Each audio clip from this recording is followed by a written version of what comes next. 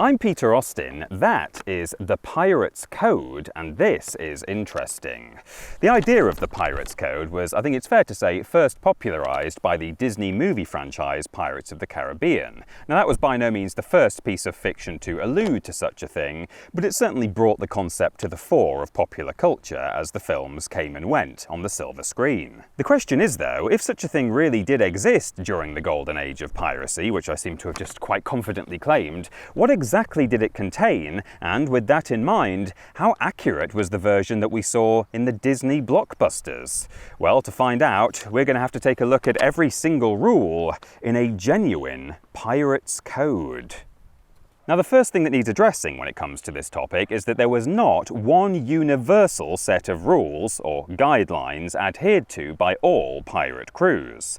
In The Curse of the Black Pearl, Keira Knightley's character, Elizabeth Swann, cites the Code of the Order of the Brethren set down by the pirates Morgan and Bartholomew, a real mouthful, and later in the series it's revealed to be exactly that which I've just disputed, a universal rule set followed by pirate captains operating right across the globe. In fact, they even keep it all written down in a great big book. In reality though, each pirate captain had their own code of conduct. Even the phrase Pirates Code is a modern invention. A more historically accurate term would be Articles of Agreement.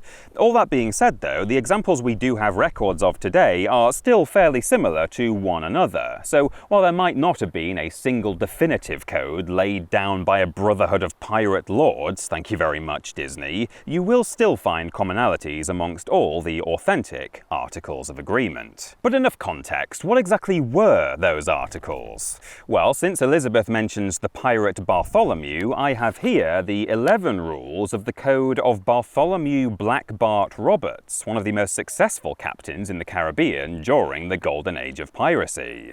These were recorded just a few years after Roberts' death in Captain Charles Johnson's 1726 book, A General History of the Pirates. Rule 1 lays out the surprisingly egalitarian and democratic way of life that most pirates led at the time.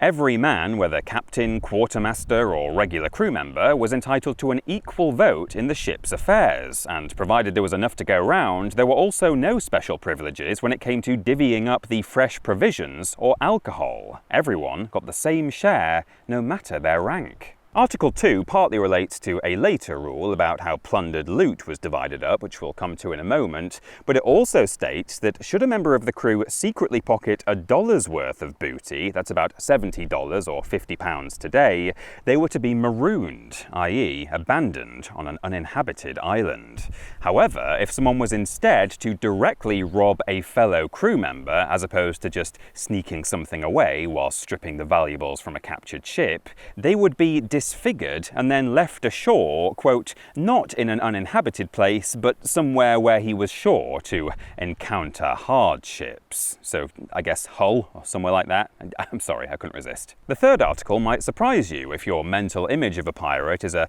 rum-drinking, treasure-loving rogue. As was common on most pirate ships at the time, Bartholomew's crew were strictly forbidden from playing games like cards or dice for money, presumably to prevent unnecessary quarrels from breaking out. Even more incongruous with the anarchic ne'er-do-wells of pirate fiction, though, is that Rule 4 dictated a lights-out policy as early as 8 o'clock in the evening. Now, to be fair, this wasn't exactly a bedtime or curfew. I mean, for one thing, the ship obviously had to be manned at all times, so it's not like the whole crew could be tucked up in bed with their teddy bears and sucking their thumbs by 8 p.m. But even so, those who were coming off their watch at that hour were still permitted to be awake if they wanted. Rather, the insistence that lights went out by 8 was actually to reduce the risk of accidental fires on the ship. Rule 5 isn't a huge surprise. Everyone had to keep their piece, pistols and cutlass in good working order, where piece is a generic term for various types of long arm, so perhaps a musket or blunderbuss in this context. The egalitarianism falls down a little at Rule 6, at least by today's standards, in that women were not allowed on the ship. A man who snuck a woman on board in disguise would pay with his life, and any woman who unavoidably ended up amongst the crew during their exploits would be guarded by the buffest man amongst them. It certainly was a different time, wasn't it? The seventh rule reminds us that the vast majority of pirates actually started their careers as military sailors. As a result, it's hardly surprising that anyone who deserted the crew in battle would pay the ultimate price, or near enough if they were marooned instead. Incidentally, we can see from other surviving pirate codes that punishments were sometimes chosen by popular vote, so that might be how Bart's crew chose from the two options listed here. Fighting was also strictly forbidden aboard the ship, as we can see in Article 8. And if two crew members did come to blows and couldn't find any common ground after intervention, they would be taken to shore by the quartermaster and would settle their dispute in a duel, firstly with pistols and then with cutlasses if both men missed their shot. Rule 9 surprised me a little. Apparently, there was to be no talk of packing in the pirate's life until each member of the crew had shared the modern-day equivalent of £200,000 sterling, or $250,000. Quite the commitment, you might think, but amazingly, this contract came with a surprisingly modern employment benefit: workers' compensation.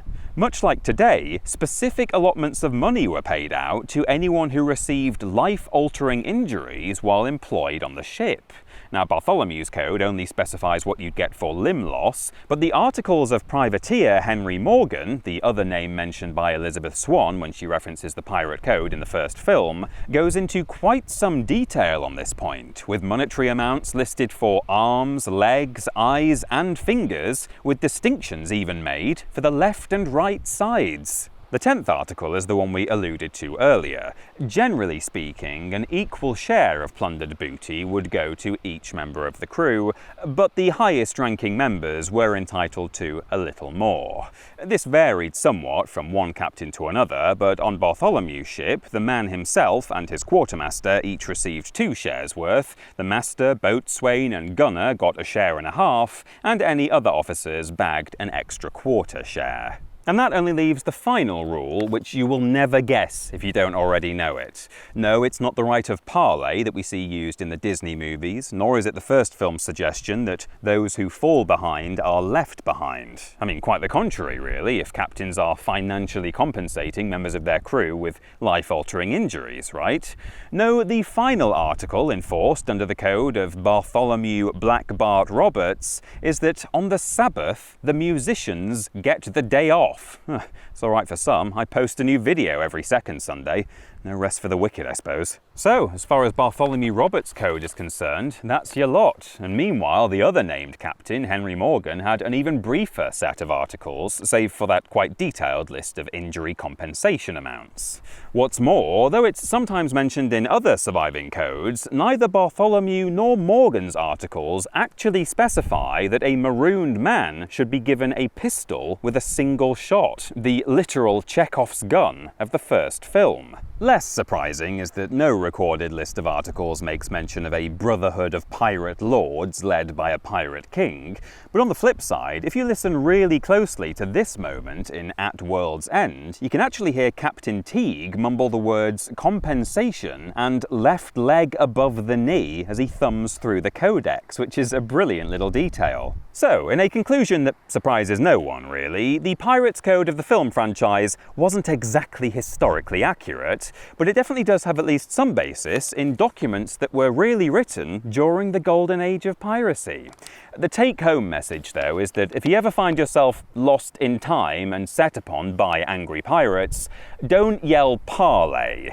Instead, tell them that you have an 8 o'clock bedtime, you can't abide gambling, and you absolutely live for honouring the Sabbath. I've been Peter Austin, and that was interesting. And if you thought so too, then don't forget to hype the video and maybe check out some of the other episodes on the channel.